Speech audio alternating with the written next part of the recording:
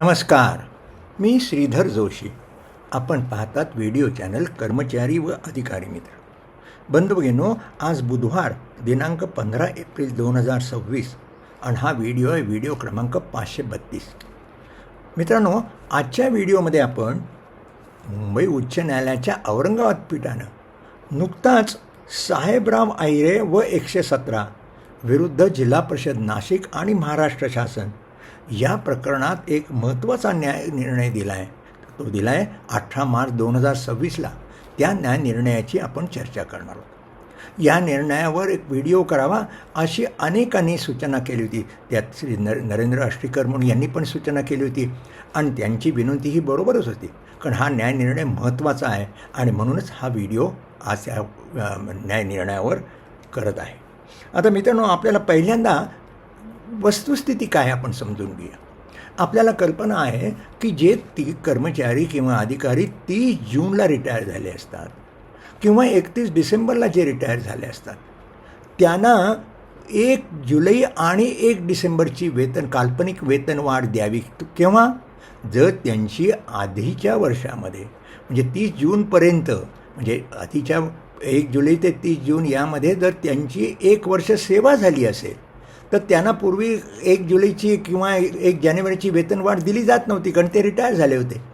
परंतु त्या संदर्भामध्ये अनेक न्यायालयांनी पण निर्णय दिले आणि शासनाने निर्णय केला की जे लोक 30 जूनला रिटायर झाले असतील किंवा 31 डिसेंबरला रिटायर झाले असेल आणि त्यांची आधीच्या लगतच्या वर्षामध्ये जर 1 वर्ष सेवा पूर्ण झाली असेल तर त्यांना 1 जुलैची वेतनवाढ किंवा 1 जानेवारीची नोशनल वेतनवाढ द्यावी आणि त्याप्रमाणे त्यांचं निवृत्ती वेतन सुधारित करावं आणि त्यांना थकबाकी द्यावी, असा शासनाने निर्णय घेतला आहे. परंतु ज्यांची सेवा 1 वर्ष नाही 6 महिने अधिक झालेली आहेत, त्यांना मात्र ही वेतनवाढ दिली जात नव्हती.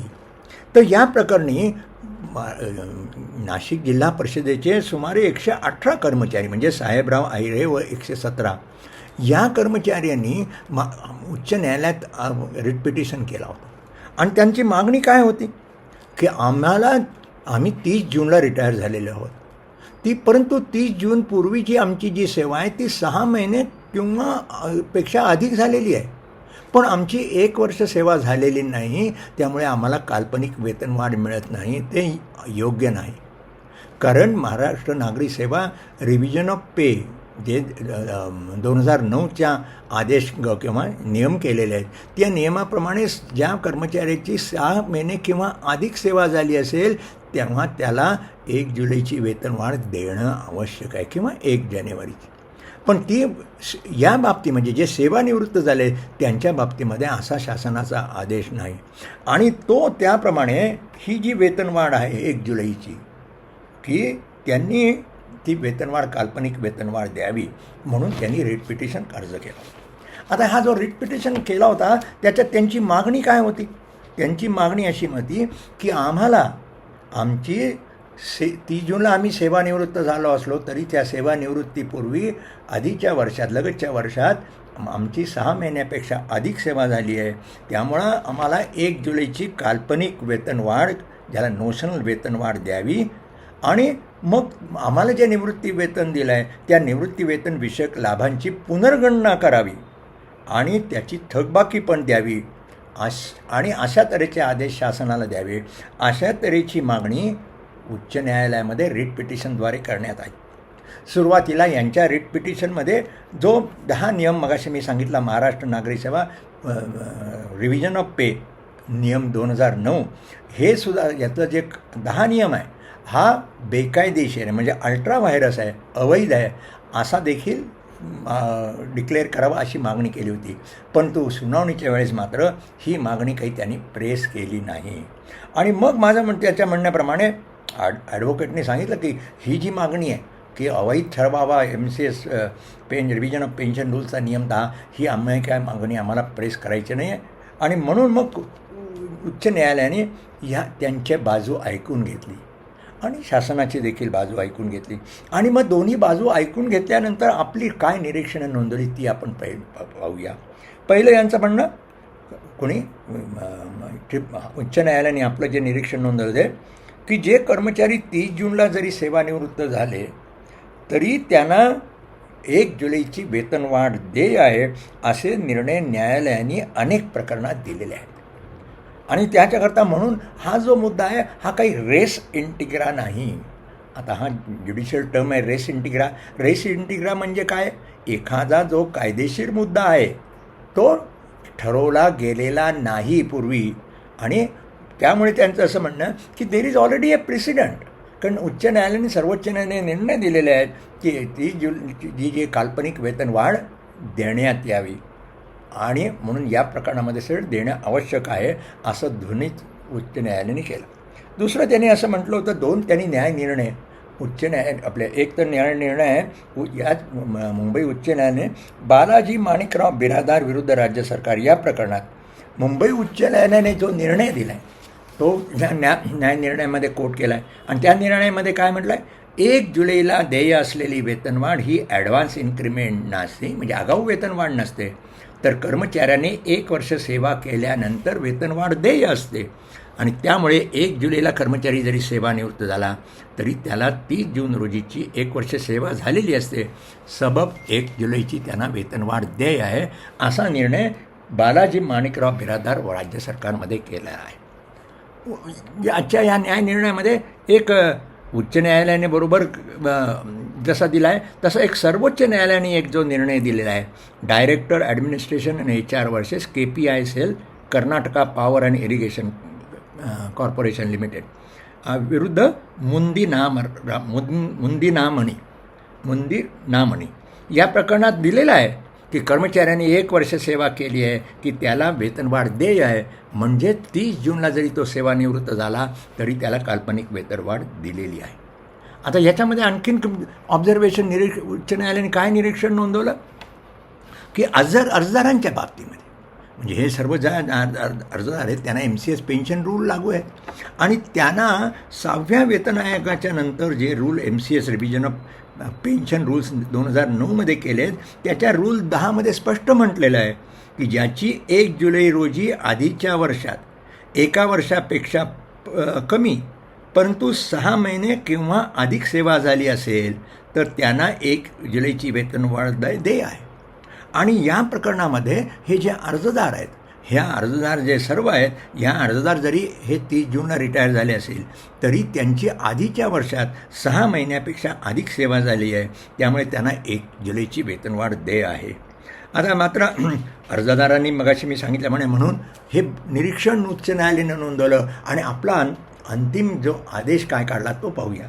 थोडक्यात जो रेट पिटिशन अर्जदारांनी केला होता तो अंशतः मान्य देखील झाला, आणि उच्च न्यायालयाने असे आदेश दिले की अर्जदारांची सेवानिवृत्तीच्या लगतच्या आधीच्या वर्षात 6 महिन्यापेक्षा अधिक सेवा केली असल्याने त्यांना 1 जुलैची वेतनवाढ देय आहे, आणि सदर वेतनवाढ लक्षात घेऊन निवृत्ती वेतन लाभांची पुनर्गणना करावी व त्यांची सेवानिवृत्तीची तारीख लक्षात घेऊन त्यांना थकबाकी मिळण्याचा देखील हक्क आहे.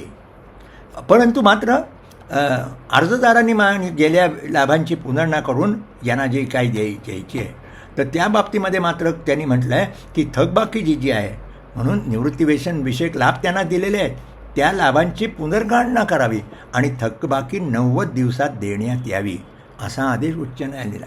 पण त्याच्यामध्ये आणखीन एक त्यांनी उच्च न्यायालयाने आदेश दिला की हे जे बहुतांश जे अर्जदार आहेत त्यांनी न्यायालयात फार उशिराने अर्ज केला असल्याने जी थकबाकी त्यांना मिळणार आहे त्याच्यावर त्यांना व्याज देय असणार नाही. आणि म्हणून मग मी सांगितल्याप्रमाणे थोडक्यात अर्जदाराने केलेली विनंती मान्य करण्यात आलेली आहे, आणि त्यांना जरी त्यांची सेवा आधीच्या वर्षात 6 महिन्यापेक्षा अधिक झाली असल्याने त्यांना 1 जुलैची वेतनवाढ द्यावी, त्यांचे निवृत्ती वेतना जे लाभ दिलेले आहेत त्याची पुनर्गणना करावी, आणि त्यांना जी थकबाकी आहे ती 3 महिन्यात द्यावी, आणि पण मात्र ही जी थकबाकी आहे त्याच्यावर व्याज देय नाही असा थोडक्यात उच्च न्यायालयाने निर्णय दिला आहे. आता उच्च न्यायालयाने निर्णय दिला तर याबद्दल माझी काय टिप्पणी आहे ती मी आता आपल्याला सांगतो, किंवा माझी काय निरीक्षण मी सांगतो की हे जजमेंट जे दिलेलं आहे हे judgment in personam and not in rem, म्हणजे सर्वच प्रकरणात हा निर्णय म्हणजे जे 30 जूनला रिटायर झालेले आहेत आणि त्यांची जर सेवा 6 महिन्याच्या आधी झाली आहे त्यांना ॲटोमॅटिकली हा निर्णय लागू होणार नाही. याच्याकरता एकतर कोण संबंधितांनी जर न्यायालयात गेले आणि त्यांनी असा आदेश दिला तरच तिथे लागू होऊ शकेल. आता त्यामध्ये मात्र जसं आपल्याला म्हटलं आहे की उच्च न्यायालयाने जे निर्णय कोट केलेले आहेत म्हणजे पूर्वीचे निर्णय मुंबई उच्च न्यायालयाचे आणि सर्वोच्च न्यायालयाचे निर्णय देखील कोट केले आहेत. त्याच्यामध्ये काय दाखवलं आहे त्यामधलं जे प्रकरण आहे त्या सर्वोच्च न्यायालयाने उच्च न्यायालयाने स्पष्ट म्हटलेलं आहे की त्या 1 जुलै पूर्वीच्या वर्षात 1 वर्ष सेवा झाली आहे अशांना 1 जुलैची वेतनवाढ दिली. इथे मात्र आता हे जे प्रकरण आहे इथे मात्र 1 वर्ष पूर्ण झालेली नाही आणि त्यामुळे ते सर्वोच्च न्यायालयाचे किंवा मुंबई उच्च न्यायालयाचा जो निर्णय आहे तो तंतोतंत इथे लागू होईल किंवा नाही हा निश्चित प्रश्न आहे. कारण इथे थोडीशी वस्तुस्थिती थोडीशी या प्रकरणात निराळी देखील आहे. आता त्यामुळे मी आपल्याला सांगतो की आणखीन एक महत्त्वाची जसं 30 जूनला जे रिटायर झालेले आहेत आणि त्यांना जर 6 महिन्याच्या आधीची सेवा 6 महिन्यापेक्षा अधिक केली म्हणून 1 जुलैची वेतनवाढ देय आहे तर मग जे 31 डिसेंबरला रिटायर झालेले आहेत त्यांना देखील हा निर्णय लागू करावा लागेल आणि त्यांना 1 जानेवारीची झाली. पण माझ्या दृष्टीने हा न्याय निर्णयाला राज्य शासनातर्फे निश्चित सर्वोच्च न्यायालयामध्ये याला न्याय निर्णयाला निश्चित आव्हान दिलं जाईल असं मला निश्चित वाटतं. आणि मग त्यानंतर काय जो निर्णय लागेल तर तो किंवा शासनाने या संदर्भात काही धोरणात्मक निर्णय घेतला तरच या न्याय निर्णयाची अंमलबजावणी होऊ शकेल, अन्यथा मात्र जे निर्णय होणार नाही. आता मगाशी मी सांगितलं त्याप्रमाणे मी आपल्याला सांगितलं की पुष्कळ लोकांनी मला आता हे न्याय निर्णय पाठवलं. काही लोकांनी माझ्याकडे विचारणा केली की आता आम्हाला हा न्याय निर्णय झाला आहे त्यामुळे आमच्या पेन्शन रिव्हिजन व्हावं म्हणजे आम्हाला देखील आम्ही जरी 30 जूनला रिटायर झालो असलो तर आधीच्या लगतच्या वर्षामध्ये आमचीही देखील 6 महिन्यापेक्षा अधिक सेवा झाली असली आम्हाला देखील ही काल्पनिक वेतन वाढ मिळाली पाहिजे आणि निवृत्ती वेतनविषयक लाभ मिळाले पाहिजे. त्याच्यासाठी आम्ही अर्ज करू का? आपण अर्ज करायला काही हरकत नाही. ज्या कार्यालयातून निवृत्त झालात किंवा ज्या कार्यालय प्रमुखांनी आपले निवृत्ती वेतन प्रकरण पाठवले त्यांच्याकडे आपण अर्ज करून हे न्याय निर्णय जोडा. पण माझ्या दृष्टीने आपल्या अर्जावर लगेच काही सकारात्मक निर्णय होणार नाही. या न्याय निर्णयाचा अभ्यास करून सर्वोच्च न्यायालयामध्ये आव्हान द्यावं किंवा नाही याचा निर्णय राज्य सरकारला करावा लागेल आणि मगच त्यानंतर की हा धोरणात्मक निर्णय घेता येईल किंवा काय हे पाहूनच मग करताय. पण आपण अर्ज केला तर हरकत नाही, पण अर्जावर लगेच काही सकारात्मक निर्णय होईल असं मला वाटत नाही. मित्रांनो, खूप वेळ झाला. निर्णय हा महत्त्वाचा आहे. पुन्हा थोडक्यात मी आपल्याला काय सांगतो, हा निर्णय मुंबई उच्च न्यायालयाने काय निर्णय दिला आहे? जे कर्मचारी व अधिकारी 30 जूनला रिटायर झालेले आहेत आणि 30 जूनच्या आधीच्या लगतच्या वर्षामध्ये त्यांची 6 महिन्यापेक्षा अधिक सेवा झाली आहे पण 1 वर्ष झालेली नाही, अशा लोकांना 1 जुलैची वेतनवाढ देय आहे आणि ती धरून त्यांचे निवृत्ती वेतनविषयक लाभांची पुनर्गणना करावी व त्यांना थकबाकी द्यावी असा हा थोडक्यात निर्णय आहे. मित्रांनो, हा निर्णय महत्त्वाचा असल्यामुळे नेहमीप्रमाणे हा न्याय निर्णय मी Google ड्राईव्हवर अपलोड करून त्याची लिंक दिलेली आहे.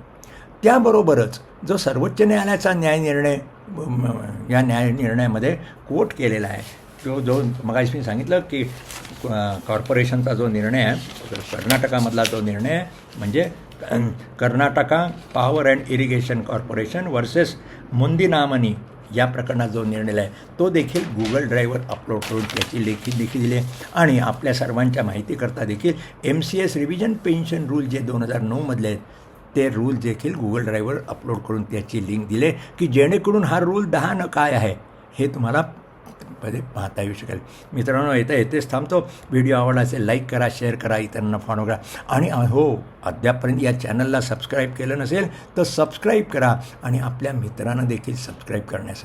आत्तापर्यंत आपण पाहता 530च्या वर व्हिडिओ केलेत. या व्हिडिओमध्ये खूप माहिती आपल्याला जी उपयुक्त आहे ती माहिती देण्याचा प्रयत्न या ठिकाणी केला आहे. माझी नेहमीच आपल्याला विनंती असते, आपण वैयक्तिकरित्या हा चॅनल पाहत असाल पण आपल्या कार्यालयातले जे आस्थापनाविषयक बाबी हाताळणारे कर्मचारी असतील, अधिकारी आहेत, त्यांनी हा चॅनलवर दिली जाणारी माहिती पाहिली पाहिजे आणि म्हणून त्यांनी सबस्क्राईब करण्यासाठी त्यांना देखील सबस्क्राईब करा. मित्रांनो, येथेच थांबू. पुन्हा आपण भेटूच एका नव्या व्हिडिओसोबत लवकरच. धन्यवाद.